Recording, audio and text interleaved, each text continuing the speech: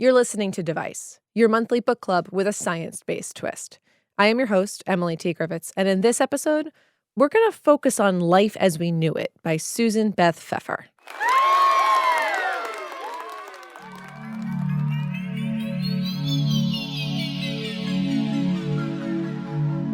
This novel reads as the collection of journals and loose notes of Miranda Evans, a Pennsylvanian 16-year-old, as she documents her and her family's survival through the aftermath of a massive meteor pushing the moon closer to the Earth. In this episode, we're going to discuss how shifting the moon's orbit can realistically impact our lives here on Earth after the break.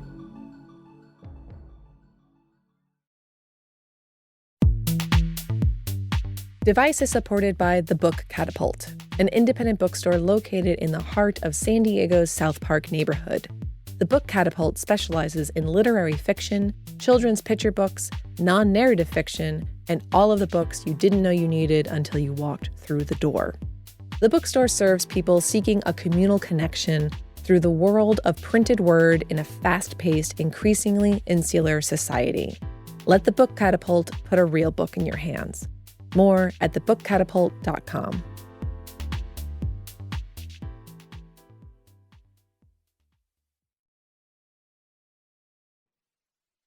Welcome back. You're listening to Device, and this episode is about Life as We Knew It by Susan Beth Pfeffer. In a rural Pennsylvania town, Miranda Evans recalls her very teenage life with her very teenage concerns in her very teenage journal. I wish it was summer already. I can't wait to get my driver's license.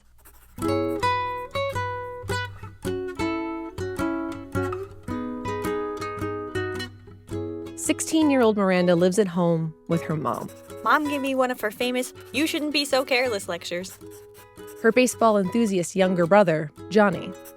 There's money to send Johnny to baseball camp this summer, but there's not enough for me to have skating lessons? Her father is remarried and lives elsewhere, and her older brother, Matt, is away at school. Matt's always been the one to explain things to me. She is obsessed with an Olympic figure skater that grew up in her hometown. The fan board is still fighting over whether Brandon will need 2 quads to win the Olympics or whether he could win with 1. It would be so amazing if Brandon won gold. I bet we'd have a parade and... That's enough of that. There's nothing extraordinary about Miranda's life. In fact, the first few chapters of this novel are filled with eye-roll-worthy moments. But that's sort of the point. It's boring, as most of our lives are at that age. Through her, we learn that around 9:30 p.m. on Wednesday, May 18th, a meteor is going to hit the moon. A meteor large enough that the impact will be visible from Earth. Now, there are a few qualifiers there. First off, meteors hit the moon all the time. They're just inconsequential.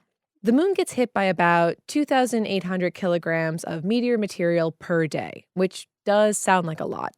However, if you scale the size of the moon to the size of the city of San Diego, that would mean a meteor weighing as much as a 9-volt battery would land every day. Annoying. Could even cause some damage, but it isn't going to change how we live our daily lives. A meteor large enough for us to see the impact, however, it's a different story. It's newsworthy. But for Miranda... They made it sound pretty dramatic, but I still don't think it's worth 3 homework assignments. Astronomers filling their airways told Miranda's family that the density of the meteor wasn't heavy enough to do any damage to the moon. It was simply an exciting spectacle in the night sky. Actually, it was kind of interesting. I never really thought about how when I look at the moon, it's the same moon Shakespeare and Marie Antoinette and George Washington and Cleopatra looked at. Not to mention all those zillions of people I've never heard of before. Also, the Homo sapiens and Neanderthals looked at the very same moon as me. It waxed and waned in their sky too. So, the big night. Telescopes and binoculars out. Miranda and her family are out on the street. It seemed like everyone on the road was out tonight. Some of the people were on their decks having barbecues. Half moon hanging in the sky. It's a clear night. And as it gets closer to 9:30... things got really quiet. You could sense how we were all craning our necks looking towards the sky. The meteor appears. The biggest shooting star you could imagine. It was a lot smaller than the moon, but bigger than anything I'd ever seen in the sky.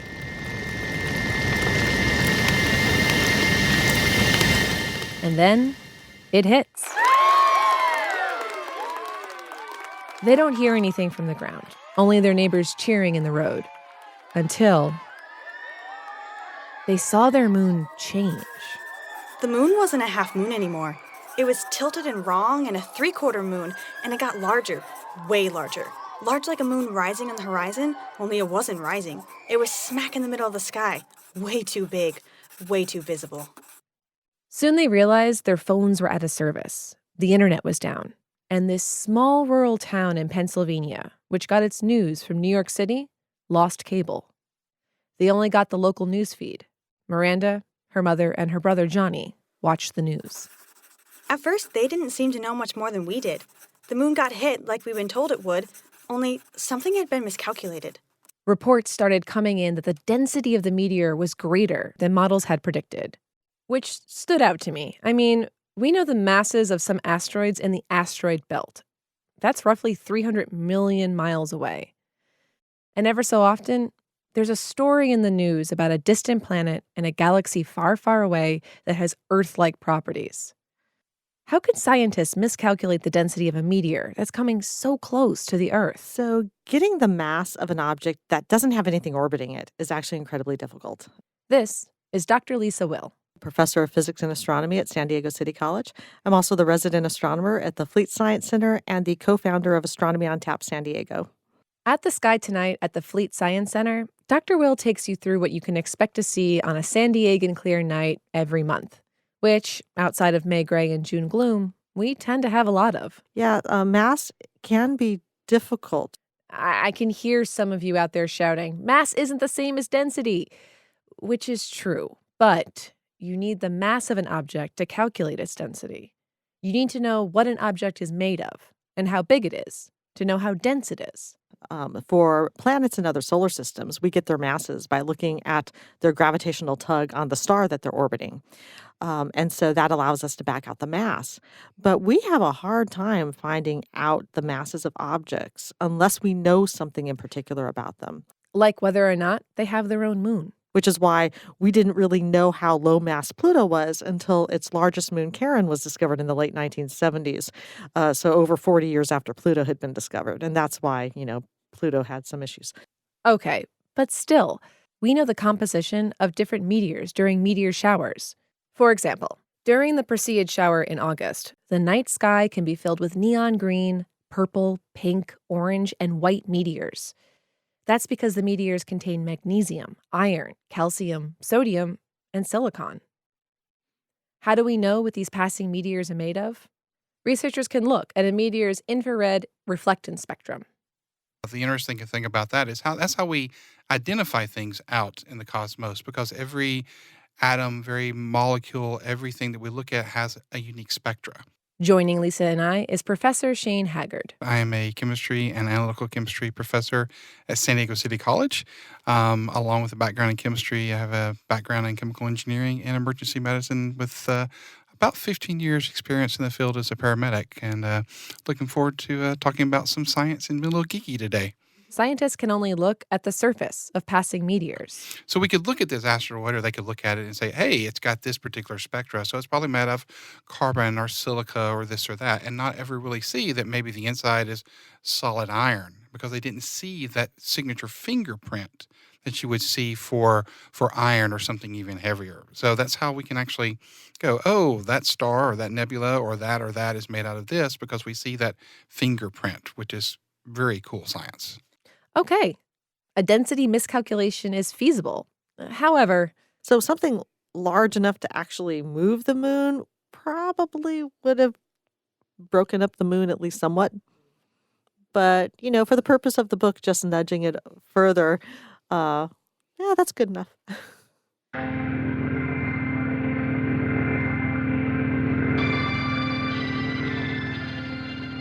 the meteor hitting the moon is only the beginning. Miranda and her family are glued to the local TV news station. A news anchor, turning pale, double-checks what he heard in his earphone. The newsman cleared his throat like taking a few extra seconds was going to change what he had to say. There are widespread tsunamis around the world. The tides seem to have swelled far beyond their normal boundaries. Massive flooding all over the coasts. The Statue of Liberty has been washed out to sea. And the moon, all the while, just hanging there. I tried to look at the moon, but it scares me. Unfortunately, the worst was yet to come. More after the break.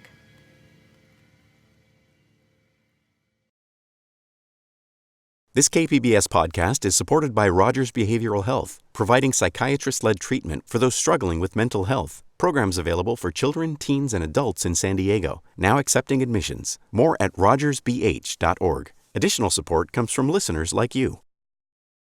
Welcome back.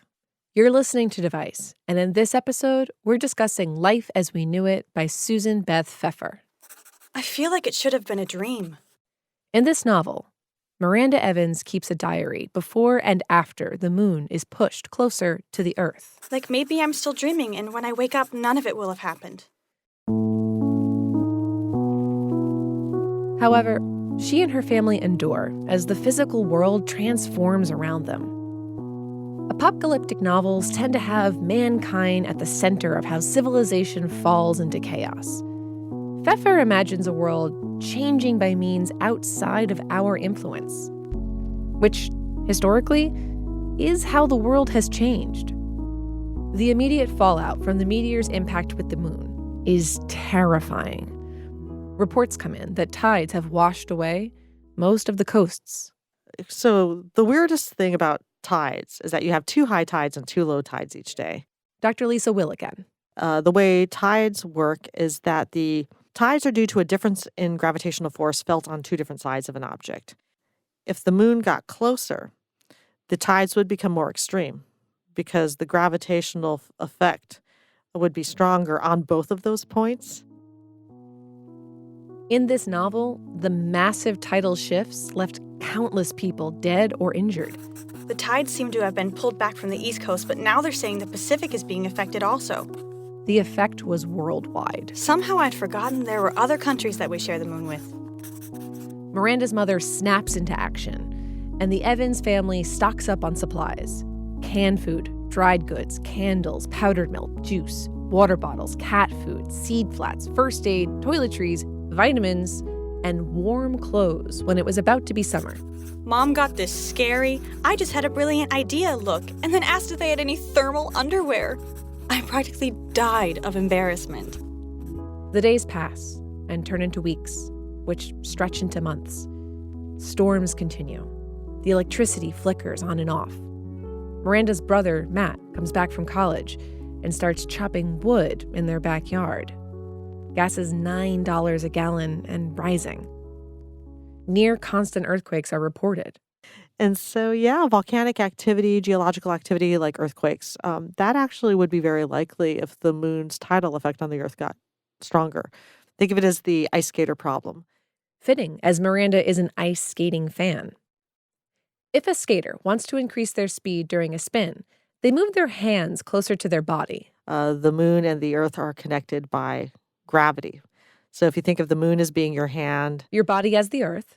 and your arm being gravity, if the moon comes closer, the Earth should spin up. Increasing the spin increases the gravitational force on the Earth, hence more earthquakes. We would also expect a change in the length of the day if the moon was closer. However, the earthquakes don't directly impact Miranda in Pennsylvania. She and her family are more concerned about making their food storage stretch and catching diseases from mosquitoes. One hot summer morning, Miranda wakes up and the sky was an odd color of gray.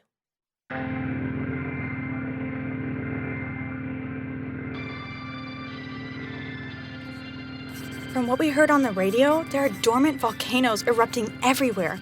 It's been going on for a few days now, and there's no guarantee that it's ever going to stop. While there are no dormant volcanoes in Pennsylvania, one did go off in Canada nearby. Miranda's world grows cold and dark due to the volcanic ash lingering in the sky. I always think back of the reports about when Krakatoa erupted in the 1800s. There were reports of vivid sunsets so red that fire trucks were called or fire departments were called, I think even in New York. So there's you can do extreme changes to the atmosphere with one large volcanic eruption. Krakatoa's 1883 eruption lasted roughly 2 months and impacted the entire world. Atmospheric temperatures in the northern hemisphere dropped 2.2 degrees Fahrenheit. San Diego and the rest of Southern California received a record-breaking amount of rain. In Miranda's world, multiple volcanoes are erupting globally, and they show no signs of stopping. The earthquakes haven't, the floods haven't, the eruptions may not either. By August, there was a frost cold enough to kill their mother's small garden, and their food storage is getting thinner and thinner. The family skips meals and starts fasting on Sundays to make it stretch. They are all losing weight. School starts, but they more just hand out textbooks and tell kids to stay at home. I picked up my textbooks. Either textbooks are a lot heavier than they used to be, or I don't have as much strength as I did 3 months ago. Miranda tries to fill her time by skating at the local pond. I noticed how the woods were quiet. No birds, no insects, no squirrels rustling around, no animals scurrying away at the sound of me crunching in the leaves. But the air is filled with ash. The air is so bad. I'd skate for a few minutes and then start coughing. And it keeps getting colder. I had on my long johns. Sometimes I remember how upset I was when Mom bought them last spring, and now I thank her over and over, at least in my mind. As heavy as all this is, Miranda and her family persevere because they make decisions together. They fight and they make mistakes like all families do, but they make sure that they all have enough. And then They're sick. flu immobilizes Miranda's mom and 2 brothers. The nurse says it's like 1918, the kind that will kill you anyway, and that, like them, I must be resistant to the strain. It is January by this point, and it is below zero outside. Miranda has stopped noticing wildlife months earlier. But can a virus survive without animals to carry it? Definitely, because we still see that even today, Again, Shane Haggard. in the winters and, the extreme north and so forth, where it is much colder than it is here in San Diego, you still see disease being spread, even though that there are no bugs or everything's in hibernation, so there's no animals there to spread it. We still see disease get spread. It's very interesting that diseases like the virus, the flu virus, and so forth, they're very resilient. They can resist a lot of extreme conditions, all right? They can go dormant and just stay dormant until the right time for it to come out again. Okay, that checks out, as does the volcanic activity, the shift in tides, and the miscalculation of how dense the meteor was. But that level of miscalculation? Okay, probably not. Okay. But there is a possible chance. And like I said, it is really difficult to determine the mass of an object if it doesn't have something orbiting it out in space. Within reason, of course. Between Lisa, Shane, and I, we could not find one blatant scientific fabrication. Exaggeration, maybe, but this is more than one expects typically from a young adult novel. Yeah. If the teenager writing a diary plot device wasn't a dead giveaway, this book is YA.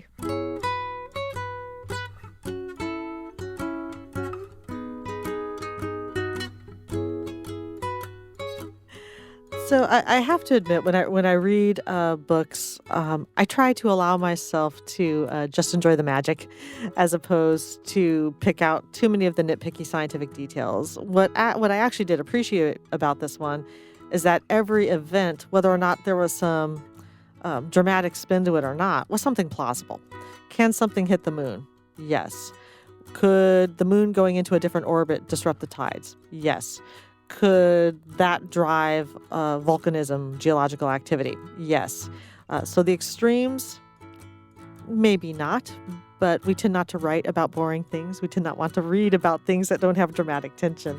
So what I liked about it was that just the spin forward from these events, I actually thought was reasonable overall.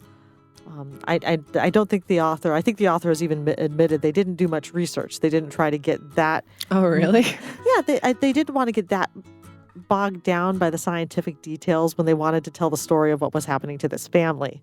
And I can understand that. They did a scientific setup, and then how horrible it was and how difficult it could be to survive and the beauty of trying to survive.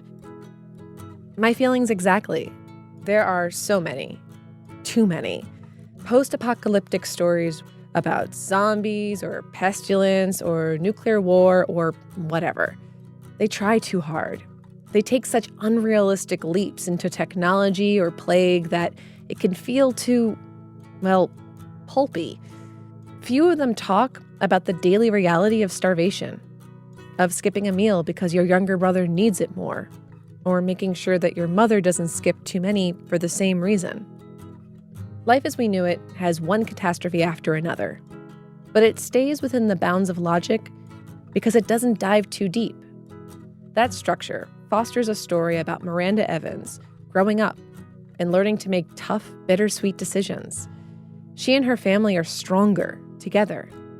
She knows what she has and what she had. It's funny how sorry I feel for John these days. I'm 2.5 years older than him, and I feel like I got those extra 2.5 years to go to school and swim and have friends, and he got cheated out of them.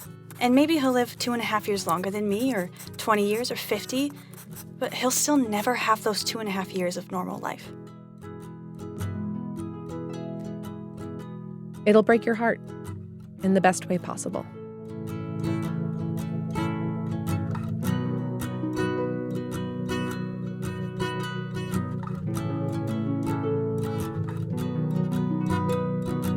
Device is co-produced by myself and Derek Acosta. It is recorded at KPBS and Mega 64 Studios in San Diego, California. John Wanzer is our audio engineer with additional music by the Bicicats. The voice actor for this episode was Crystal Waters. At KPBS, Emily Jankowski is technical director. Kinsey Moreland is podcast coordinator. Lisa Jane Morset is operations manager. And John Decker is director of programming. You can get our monthly episodes of Device on your preferred podcast app. Many thanks to Dr. Lisa Will and Professor Shane Haggard for coming in and getting a little nerdy with us. One of the best ways to learn about astronomy, the best times to see various meteor showers in San Diego, and how to recognize different constellations in the night sky is to check out The Sky Tonight at the Fleet's Planetarium. And in July, they always have a Comic-Con theme. So the Sky Tonight show at the Fleet Science Center in July usually has a bit of a science fiction twist. Sometimes we do the science of Star Wars, we've done the science of Star Trek, but we always welcome people in costume for the July Sky Tonight show. This year, they'll be looking at the universe of comics. If you'd like a taste of what that show is like, listen to the rest of our conversation with Shane for this episode on Device Interviews, wherever you get your podcasts. Next episode, we'll be discussing The Poisonwood Bible by Barbara Kingsolver and the truth about army ants. So get reading. It's a long one. Device is made possible by the KPBS Explore program because science is at the heart of every exploration, and the best stories take us somewhere worth going. Thanks for listening.